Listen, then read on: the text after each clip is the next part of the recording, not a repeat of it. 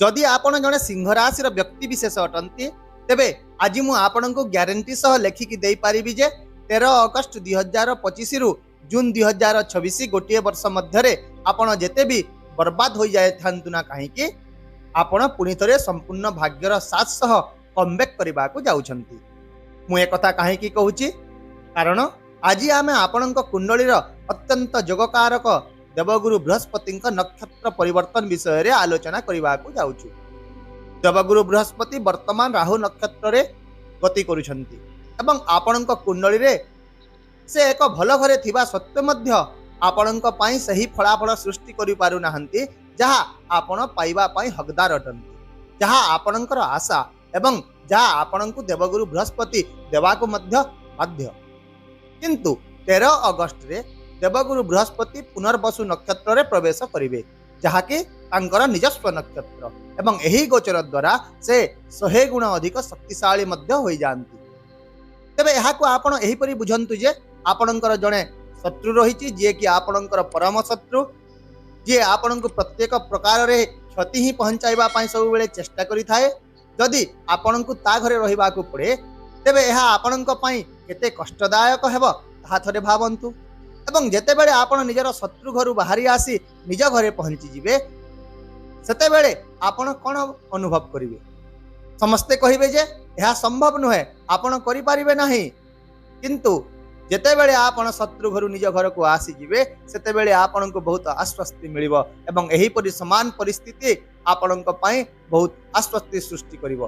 कारण देवगुरु बृहस्पति सिंह राशि लोकन को पई एक अत्यंत शुभकारक ग्रह होइतांती एवं एही आधार रे मु संपूर्ण भाव रे गणना करी कहूची जे लोक माने जेते चेष्टा कले मध्य एही गोटे वर्ष मध्य रे समाने आपन को सफल हेबा ठारू रोकी पारिबे नाही। किंतु कंडीशन एया जे आपन को कुंडली रे देवगुरु बृहस्पति का प्लेसमेंट जहा कि मु आपन को आगो को कहबा को जाउची। सर्वप्रथम आपन बुझी नियंतु जे 13 अगस्त रु देवगुरु बृहस्पति आपन को पई कोन कोन सब बड़ परिवर्तन आनिबा को जाउछन। ए पर्यंत आपण देखुथिबे जे आपण एकादश घरे रहिबा परे मध्य आय रे कोनोसी वृद्धि हेउ नाही। तेबे देवगुरु बृहस्पति पुनर्वसु नक्षत्र रे प्रवेश करिबा मात्रे सिंह राशि लोकंकु वरदान स्वरूप जो प्रथम बड़ परिवर्तन टी देबे ताहा हैला आपण आय सहित जड़ित परिस्थिति गुडी करे वृद्धिकारक जोग सृष्टि करिबा।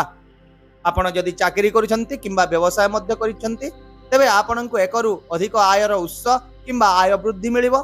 जो माने चाकरी करिसंती समानंक पई एहा एक सरल कथा जे समानंक पई आय वृद्धिर परिस्थिति किपरि हेबो, समानंक पदोन्नति मिलिबो, पदोन्नतिर परिस्थिति सृष्टि हेबो। चाकरी सहित आपण गोटे साइड बिजनेस मध्य आरंभ करि पारिबे किंबा आपण अन्य किछि पार्ट टाइम चाकरी मध्य करि पारंती। एही परि जोग सृष्टि हेबा आपणक पई आरंभ हेबो।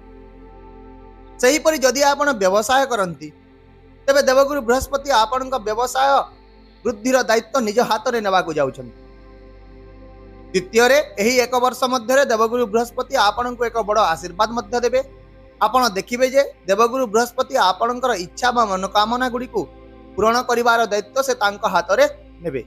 से बड़ भाई एवं संपर्कंक सहित आपणक संपर्क गुडी को मधुर करिवे। से आपण को नियमित भाव में हैरान करतबा छोट छोट सीजनल रोगरु मुक्त करिवे। यह सहित कली जुगरे प्रत्येक व्यक्ति को बहुत गुरुत्वपूर्ण जरूरी थिबा तृतीय बड़ आशीर्वाद हेउची आर्थिक दृष्टिकोण रु स्थिरता। किछि लोक चाहंती जे सेमानंकर आर्थिक दृष्टिकोण स्थिर रहू, तो सेते बेले केते लोक चाहंती जे यह निरंतर भाव में वृद्धि पाउ थाउ एवं ए दुईटी जाक जोग एबे आपणक पई सृष्टि हेबा को जाउची। ए पर्यंत आपण देखुतिले जे टंका तो आसुची ता सहित चाली मध्य जाउची, संचय हे पारु नाही, बैंक बैलेंस मजबूत हे पारु नाही। किंतु देवगुरु बृहस्पति एबे सिंह राशि लोकंक पई एक बहुत बड़ आशीर्वाद सृष्टि करिवे एवं आपण निश्चय यह मध्य देखिबे। 13 अगस्त पर आपणक आर्थिक दृष्टिकोण रु धीरे धीरे आपण मजबूत हेबा को लागिबे। बैंक बैलेंस रो स्थिति आपण को मजबूत करी रखिबो। यह व्यतीत आपण निज परिवार रे आपणक सम्मान एवं प्रतिष्ठार स्थिति को एक वृद्धिकारक भाव में देखा पाइबे। वर्तमान समय पर्यंत आपण देखुथिले जे आपणक कथार प्रभाव केतेबेले मध्य दृश्यमान हेउ नथिला किंबा लोक माने आपणक कथा को ध्यान देउ नथिले। तेबे यही क्षेत्र में 13 अगस्त 2025 रु आपण धीरे धीरे समाज परिवार वंश एवं कार्य क्षेत्र ए सबु जगार आपण बाणीर प्राधान्य देखा पाइबे। मु सबु बेले कहे जे प्रत्यक्ष पाई कोनोसी प्रमाण रो आवश्यकता होई न थाए। मु जेउ एही स्थिति गुड़िक विषय आपण को कहूची किंबा अतीत रे कोन सब परिवर्तन होइतिला एवं वर्तमान परिस्थिति रे कोन परिवर्तन आसीबो ए सब जिनिस आपण शीघ्र निजे ही अनुभव करि पारिबे। चतुर्थ रे देवगुरु बृहस्पति आपण पई सीधा सड़क आशीर्वाद सृष्टि करिवे जहाँकि आपण पई हठात लाभर स्थिति आरंभ हेबो। आपण जोठी भी आर्थिक कारोबार करिवे बा हाथ देबे सेठी लाभ ही पाइबे। एहा छडा स्वास्थ्य समस्या विषय जदि देखिबा जदि आपणकर पेट संबंधी कोनोसी रोग जेपरिक एसिडिटी हला गैस्ट्रिक किंबा पाचन समस्यार सम्मुखीन होउछंती सेगुड़िक दूर हो जिवो। आपण निजर बुद्धि एवं चतुरतार बल रे निज जीवन रे सर्वोत्तम स्थान हासिल करि पारिबे। आउ मध्य जदि आपण सिंह राशि रो झियो अटंती किंबा आपण जणे पितामाता अटंती किंबा आपण निजर संतानर विवाह संबंधी समस्यार सम्मुखीन होउछंती ता सहित आपण विवाह योग्य बयस रे मध्य पहुंची जाइछंती किंतु कोनोसी कारण जोगु आपणक विवाह रे विलंब देखा जाउची।